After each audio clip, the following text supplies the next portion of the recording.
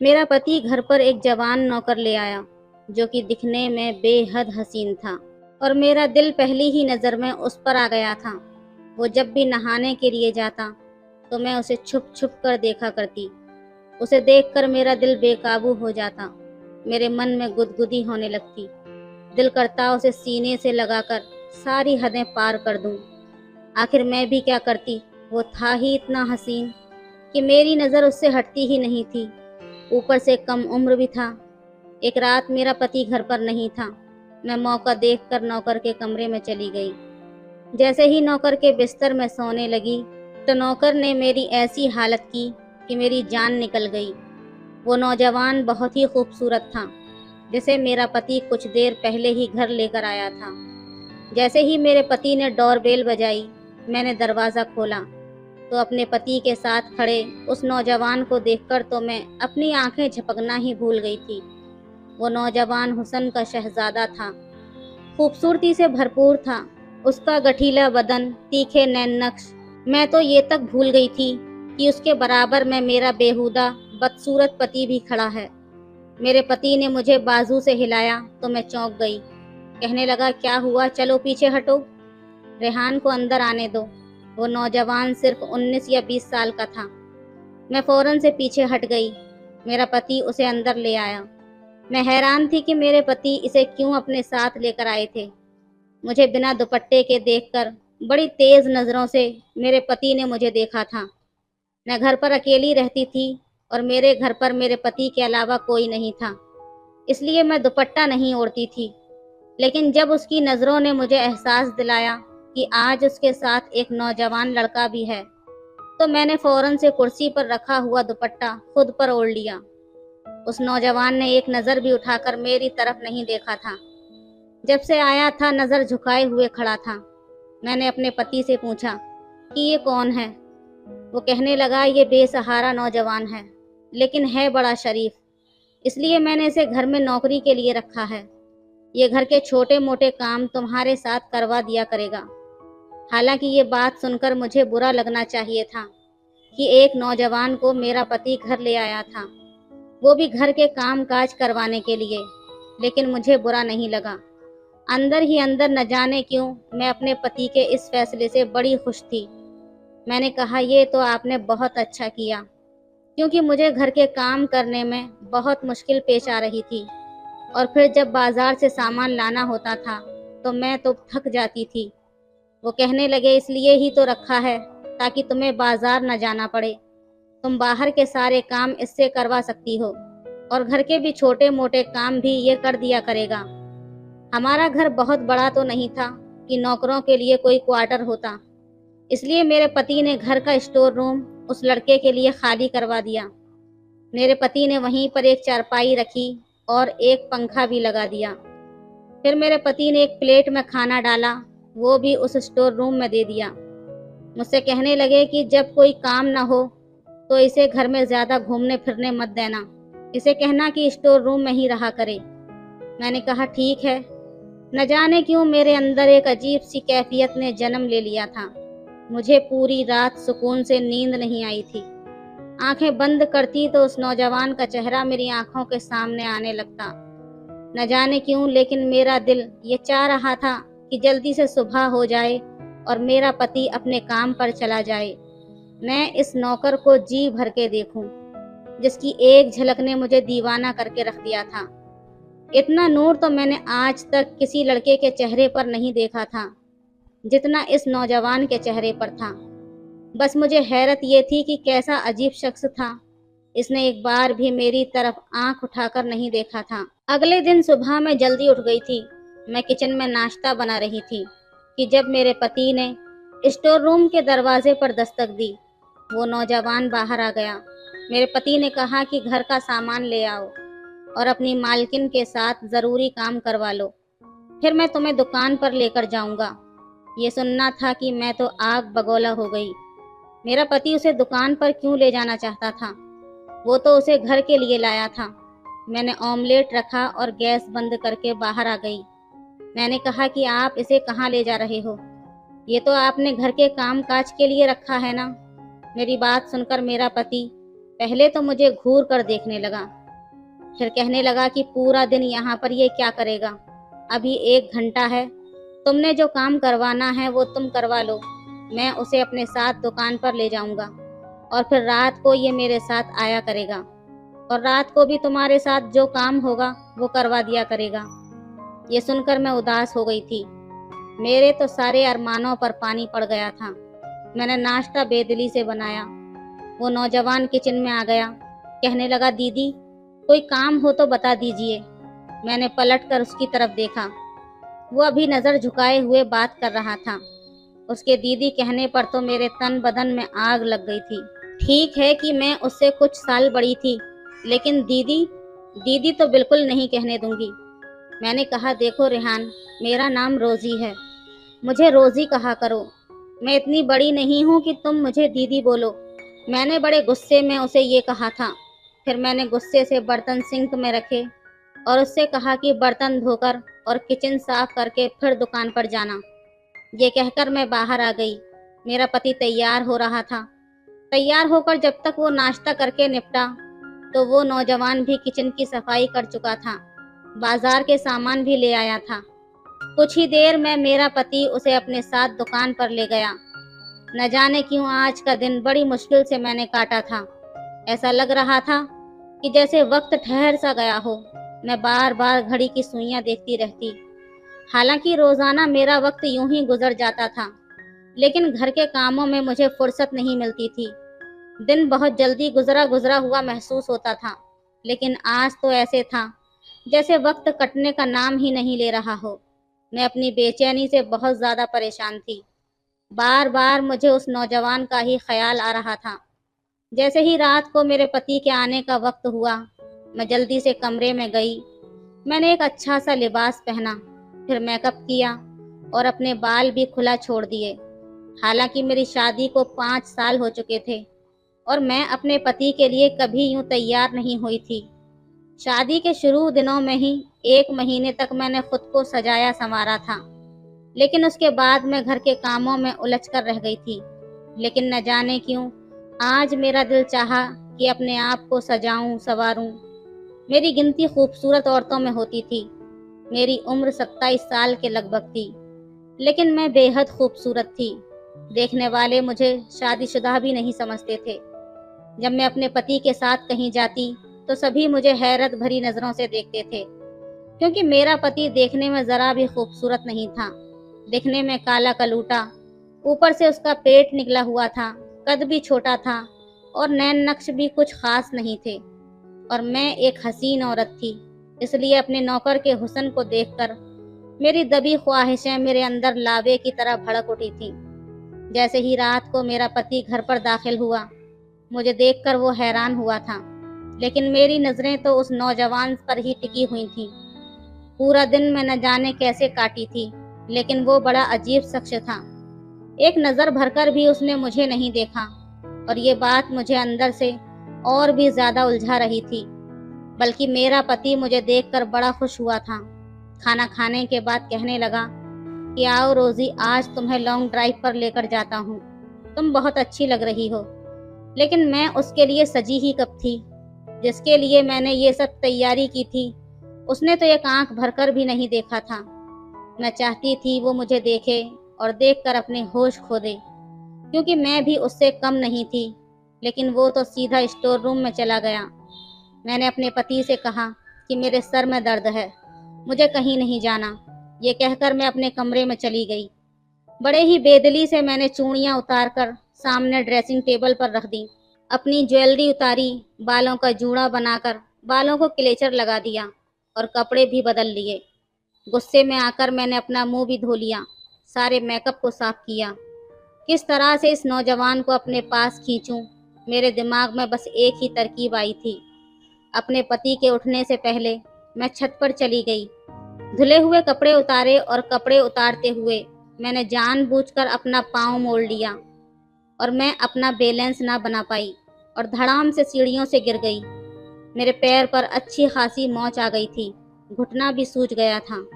मैं रोने लगी, चिल्लाने लगी। मेरा पति और वो नौजवान लड़का दोनों ही अपने कमरों से निकलकर बाहर आ गए थे।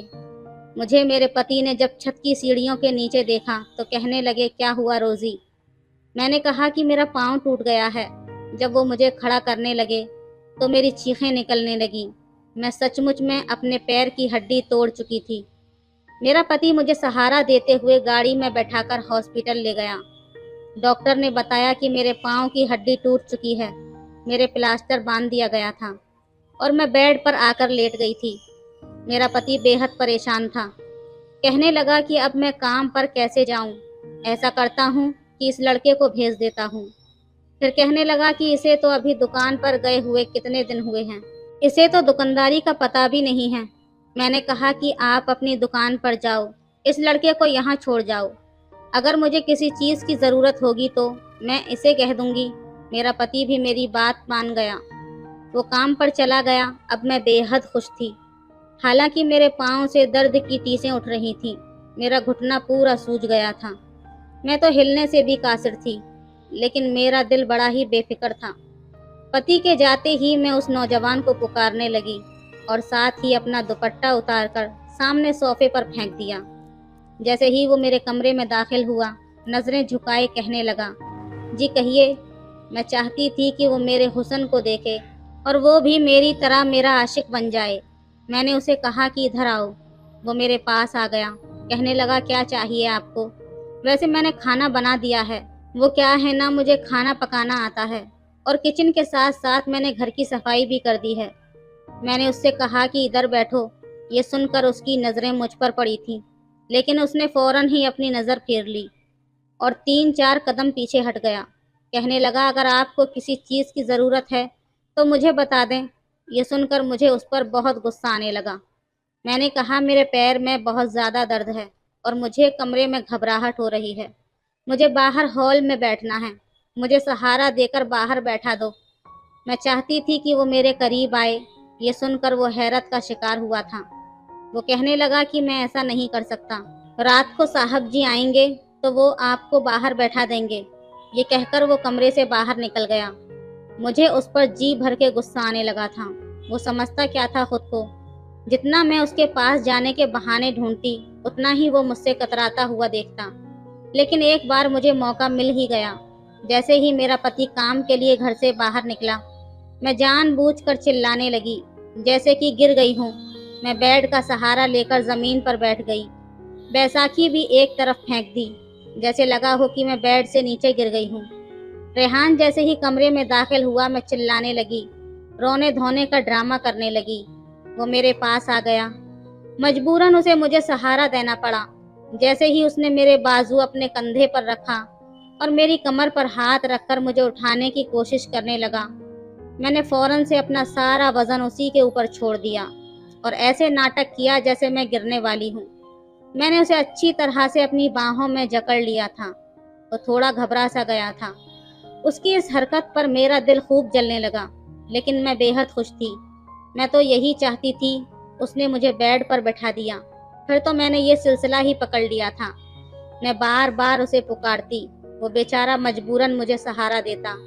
मैं चाहती थी कि मेरी करीबी उसे बेचैन कर दे और फिर एक मर्द के कोई औरत इतने करीब हो जाए तो कुछ ना कुछ उसके भी दिल में हलचल शुरू होगी। मेरा पति मेरा ख्याल रखने के लिए उसे सुबह से शाम तक मेरे ही पास छोड़कर जाता था, जो कि मेरे लिए बहुत अच्छा था। रेहान अपने काम से फारिग होकर जैसे ही नहाने के लिए बाथरूम में जाता तो मैं उसे छुप छुप कर देखा करती थी। कभी वो अपने रूम में कपड़े बदलता तो मैं आहिस्ता आहिस्ता कदमों से उसके रूम के बाहर खड़े होकर उसे निहारती रहती थी। उसे देखकर मेरा दिल बेकाबू होने लगता था। जी चाहता था कि उसे अपने सीने से लगाकर सारी हदें पार कर दूं। असल में जब इंसान को जो चीज़ ना मिले जिसकी उसे ख्वाहिश होती है तो वो चीज़ उसे परेशान करने लगती है। मेरा भी यही मसला था। मेरी शादी को 5 साल बीत गए थे, लेकिन औलाद नहीं हुई थी। मेरे पति ने आज तक मुझे इस बात का ताना नहीं दिया था। मैं एक खूबसूरत लड़की थी, इसलिए जब भी किसी महफिल में जाती थी तो नौजवान खूबसूरत लड़कों को देखकर मेरी नज़रें उन्हीं के आसपास घूमती रहती थीं। मैं हसीन और नौजवान लड़कों को देखकर मुझे अपने साथ बैठा हुआ अपना पति बहुत बुरा लगता था। कभी लगता कि मैंने जज्बात में आकर गलत फैसला कर लिया है। मैंने सिर्फ पैसा देखा, क्योंकि मेरे माँ बाप के घर में पैसे की बहुत कमी थी। उस वक्त मुझे यही लगा कि जब मेरे पास पैसा होगा तो मुझे ज़िंदगी के तमाम सुख मिलेंगे, तो ये कसक भी दिल से जाती रहेगी। मेरा पति खूबसूरत नहीं था, अब इंसान को हर चीज़ तो नहीं मिलती। मुझे लगा था कि वक्त के साथ साथ मेरे दिल की ये ख्वाहिश ख़त्म हो जाएगी, लेकिन ऐसा नहीं हुआ। मुझे कभी भी मेरा पति अच्छा नहीं लगा। हाँ, ये था कि मैं एक अच्छे बड़े घर में रहती थी। मेरे कमरे में एसी लगा हुआ था, खाने पीने के लिए हर चीज़ थी। पैसा खर्च करते हुए मुझे सोचना नहीं पड़ता था, लेकिन मुझे अपने पति की संगत से घिन आती थी। मुझे वो बिल्कुल भी अच्छा नहीं लगता था। जितना वक्त मेरा उसके साथ गुजरा, मैं एक दिमागी तकलीफ से गुजरती थी। अब ना तो मुझे उसका घर अच्छा लगता था और ना ही उसका ऐशो आराम। कभी कभी मुझे ये लगता कि शायद मैंने गलती की। अगर मेरा पति मेरी मनपसंद का होता तो शायद मैं उसके साथ एक कमरे में भी हंसी खुशी गुजार लेती, उसे जी भर के बातें करती। मेरी ख्वाहिश मेरे अंदर ख्वाहिश बन चुकी थी। रेहान को देखकर मुझे लगा कि बस मेरी तलाश अब ख़त्म हो गई है। मैं चाहती थी कि वो मेरी तरफ खींचा चला आए, लेकिन वो तो नज़र उठाकर भी नहीं देखता था। मैं उसकी आंखों में अपना अक्स देखना चाहती थी। अब मेरा पाँव काफ़ी हद तक ठीक हो चुका था, प्लास्टर भी उतर चुका था, लेकिन मैं जानबूझकर चीखने लग जाती थी ताकि वो मुझे सहारा दे। मेरा पति कहने लगा कि मैं तुम्हें एक स्टैंड ला देता हूँ, उसकी मदद से तुम्हारे लिए चलना फिरना आसान हो जाएगा, और डॉक्टर ने तो कहा है कि तुम अपने पाँव पर वजन रख सकती हो। मैंने गुस्से से अपने पति की तरफ देखा। मैंने कहा, डॉक्टर को क्या पता है कि मुझे क्या तकलीफ है? उसका क्या है, वो तो जो चाहे कह देगा, लेकिन ये ड्रामा भी मैं कब तक कर सकती थी? मैं अपने पति से पीछा छुड़वाना चाहती थी। एक बार जब रेहान किसी से फ़ोन पर बात कर रहा था, तो वो बात करने में बिजी था। मेरा पाँव अब चलने फिरने के काबिल था। मैं जानबूझकर धीरे धीरे कदमों से चलती हुई किचन के दरवाजे तक चली गई। मैं उसकी बातों को सुनने की कोशिश करने लगी। वो किसी से कह रहा था कि मैं बहुत जल्द माँ को तुम्हारे घर भेज दूंगा, अब तो मेरी नौकरी भी लग गई है, तुम्हारा बाप अब इनकार नहीं कर सकता, मैंने बहुत बड़ी रकम भरी है, मैं शादी करके तुम्हें शहर ले जाऊंगा। ये सुनना था कि मेरे होश उड़ने लगे। मैं तो रेहान से बेहद मोहब्बत करने लगी थी, उससे जुदा नहीं हो सकती थी। मैं चाहती थी कि वो मुझसे मोहब्बत करे, लेकिन वो तो शायद किसी और लड़की के चक्कर में था। मैं धीरे धीरे चलती हुई अपने कमरे में गई। मुझे उस वक्त सब कुछ बुरा लग रहा था। मेरा जी चाहा कि वो लड़की मेरे सामने आ जाए तो मैं उसका मुंह नोच लूं, उसे जान से मार डालूं। रेहान मेरे अलावा कैसे किसी लड़की से मोहब्बत कर सकता है? मैंने आईने के सामने अपने आप को देखा। आज भी मेरी जवानी बरकरार थी। ये कैसे मुमकिन है कि मैं रेहान को अच्छी ना लगूं? वो कैसे मेरे अलावा किसी और लड़की को देख सकता है? फिर मेरे दिमाग में आने लगा कि हो सकता है कि वो लड़की बहुत ज़्यादा खूबसूरत हो, शायद मुझसे भी ज़्यादा हसीन हो। बहरहाल जो भी है, मैं ये बर्दाश्त नहीं कर पा रही थी। गुस्से से मेरी आंखों से आंसू बहने लगे। मैंने रेहान को आवाज़ दी। वो जल्दी से दौड़ता हुआ मेरे कमरे में आ गया, लेकिन मुझे सही सलामत अपने पाँव पर खड़ा देखकर वो कुछ हैरान सा हुआ था। कहने लगा, बीवी जी कैसे बुलाया मुझे? मैंने कहा, अंदर आओ, मुझे तुमसे कुछ बात करनी है। वो अंदर दाखिल हो गया।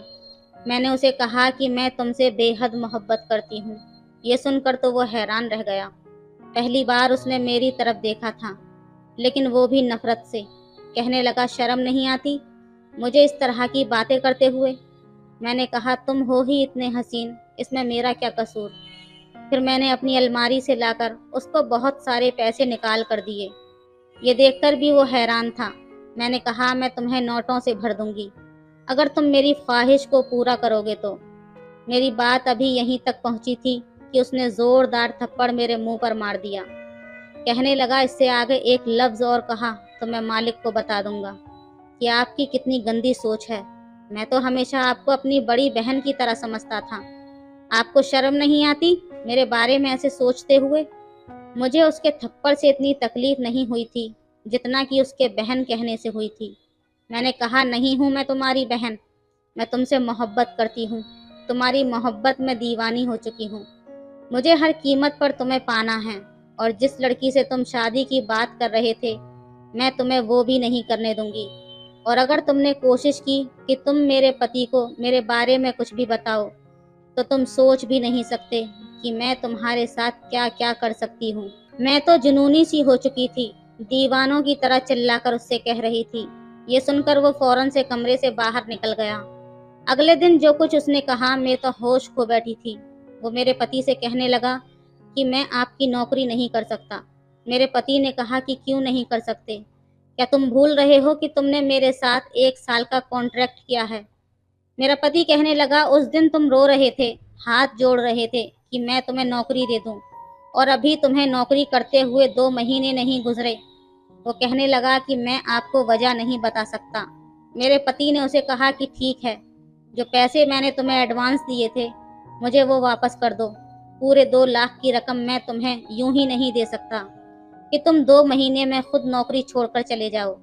मैंने तुम्हें घर पर इसलिए रखा था क्योंकि तुम एक शरीफ लड़के थे। तुम्हारे होते हुए मुझे फिक्र करने की जरूरत नहीं थी कि मेरी बीवी सुरक्षित है। मुझे इतना भरोसा है तुम पर, बस इसी वजह से मैंने तुम्हें रखा था।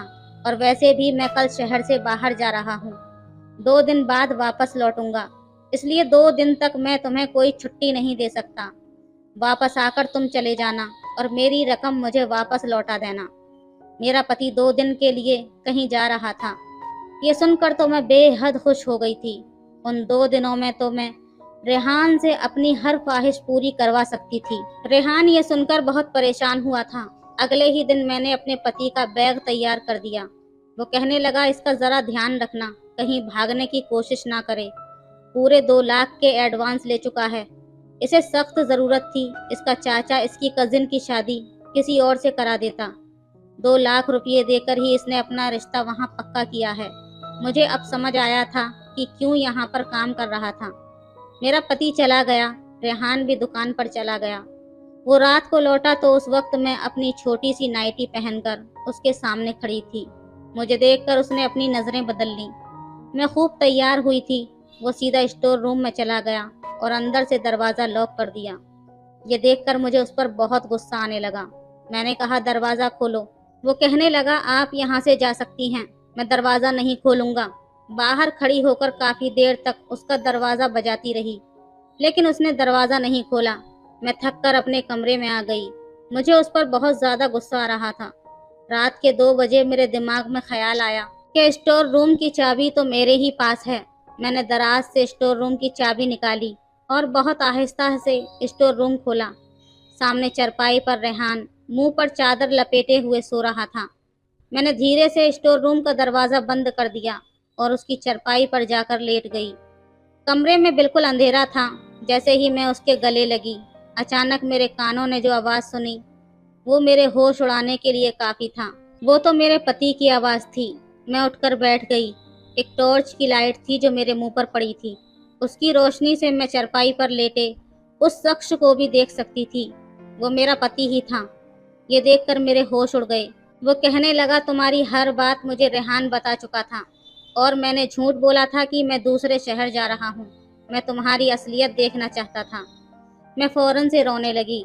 मेरी सच्चाई मेरे पति के सामने आ चुकी थी। उसने मुझे उसी वक्त तलाक दे दिया और कहने लगा कि सुबह अपने घर वापस चली जाना, क्योंकि मैं एक बदसूरत औरत के साथ तो जिंदगी गुजार सकता हूँ, लेकिन बेवफा औरत के साथ तो बिल्कुल नहीं।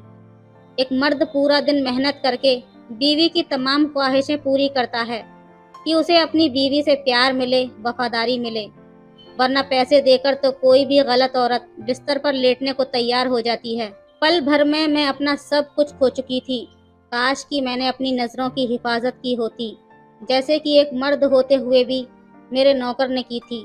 न मोहब्बत मिली, न विसाले सनम, न इधर के रहे न उधर के हम। दोस्तों, जो लोग 2 कश्तियों पर सवार होते हैं तो डूबना भी तय होता है। वो किनारे तक कभी नहीं पहुंचते। आप सभी से गुजारिश है, हमेशा अपने जीवन साथी के साथ वफादार रहें। तो दोस्तों, ये थी आज की कहानी। आपकी क्या राय है इस कहानी पर, हमें कमेंट में ज़रूर बताएं। वीडियो अच्छी लगे तो लाइक करें, शेयर करें, सब्सक्राइब करें। धन्यवाद।